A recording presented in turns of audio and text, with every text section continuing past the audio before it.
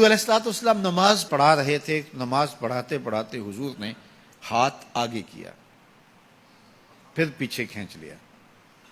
صحابہ نے دیکھا تو خیر سلام پھرا تو کسی نے کہا کہ آپ نے نماز پڑھاتے پڑھاتے ہاتھ آگے بڑھا لیا تھا تو پھر پیچھے کھینچ لیا, یہ کوئی خاص عمل ہے کہ آپ ہاتھ آگے بڑھایا پھر پیچھے کیا؟ فرمایا نہیں, جنت میں کھجوروں کا ایک خوشہ لٹک رہا تھا.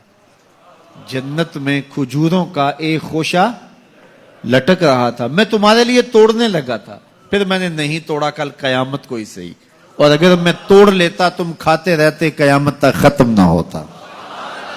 کھڑے کہاں ہیں؟ مدینے میں, اور ہاتھ کہاں پہنچا؟ جنت میں.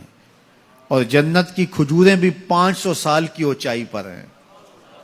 اور جنت کہاں ہے؟ سدرۃ المنتہا کے پاس. جنت میں لگے ہوئے کھجور کے خوشے کو توڑنے کے لیے یہاں سے ہاتھ ڈال لیا, اور کہا پھر میں نے نہیں توڑا, توڑ لیتا تو قیامت تک ختم ہی نہ ہوتا, اتنا بڑا تھا. اچھا, آپ میں سے جو بڑا داراز قد شخص ہو تو وہ بھی ہاتھ اٹھائے تو کہاں تک پہنچے گا؟ اس پنکھے تک پہنچ جائے گا.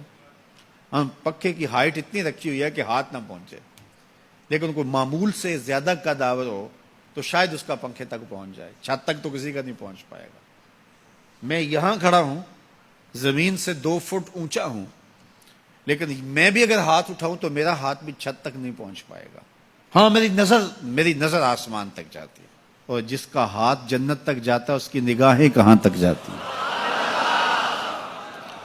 جس کا ہاتھ جنت تک جاتا ہے اس کی نگاہیں پھر کہاں تک پہنچتی ہیں؟ ڈٹھے ورق قرآن دے پھول سارے, تیری شان جیا نہیں کوئی ہور ڈٹھا, تیری شان دا کرے مقابلہ جڑا ان عاشقاں اصلی چور ڈٹھا. کوئی نور آکھے کوئی بشر آکھے, پیندا رات دنے اے ہو شور ڈٹھا. اللہ والیاں گل مکا دیتی, تساں ہور ڈٹھا اساں ہور ڈٹھا. جس کا ہاتھ جنت تک جاتا ہے اس کی نگاہ کہاں تک جاتی ہے؟